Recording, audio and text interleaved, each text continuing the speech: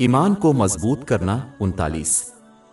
جامع ترمذی number 2347 میں موجود ایک حدیث میں حضور نبی اکرم صلی اللہ علیہ وآلہ وسلم نے نصیحت فرمائی کہ اس کا حقیقی دوست وہ ہے جس میں درج ذیل خصوصیات ہوں۔ ان خصوصیات میں سے ایک یہ ہے کہ ان کا نماز میں اچھا حصہ ہے۔ اس کا مطلب ہے کہ وہ اپنی فرض نمازوں کو ان کی تمام شرائط اور آداب کے ساتھ صحیح طریقے سے ادا کرتے ہوئے قائم کرتے ہیں، جیسے کہ وقت پر پڑھنا۔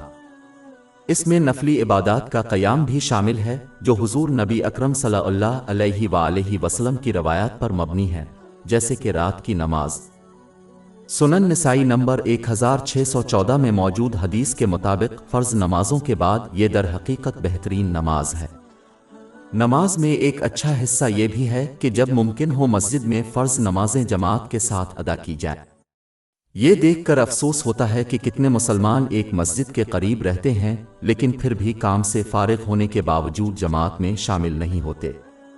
زیر بحث مرکزی حدیث میں اگلی جو خصوصیت بیان کی گئی ہے وہ یہ ہے کہ یہ مسلمان اللہ تعالیٰ کی اطاعت کرتا ہے، اس کے احکام کی تعمیل کرتا ہے، اس کی ممانعتوں سے اجتناب کرتا ہے اور رسول اللہ صلی اللہ علیہ وسلم کی روایات کے مطابق صبر کے ساتھ تقدیر کا مقابلہ کرتا ہے۔ اس پر عوامی اور نجی طور پر تنہائی میں ایسا کرنا کسی شخص کے اللہ تعالیٰ کے لیے اخلاص کی طرف اشارہ کرتا ہے، یعنی وہ صرف اس کی خاطر اعمال صالحہ کرتے ہیں۔ یہ وہ ہے جو مضبوطی سے یاد رکھتا ہے کہ چاہے وہ کہیں بھی ہوں، ان کی ذات کے باطنی اور ظاہری پہلو اللہ تعالیٰ کی طرف سے مسلسل دیکھے جا رہے ہیں۔ اگر کوئی اس عقیدہ پر قائم رہے تو وہ ایمان کی فضیلت کو اپنائیں گے، جس کا ذکر صحیح مسلم نمبر 99 میں موجود حدیث میں ہے۔ اس کا مطلب ہے کہ وہ عمل کرتے ہیں جیسے کہ نماز پڑھنا، گویا وہ اللہ تعالیٰ کو دیکھ رہے ہیں، انہیں دیکھ رہے ہیں۔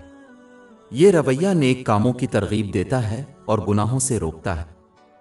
ہماری ویب سائٹ www.sheikhpod.com پر 400 سے زیادہ مفت e books, audio books, infographics, podcast اور بلاگ دستیاب ہے۔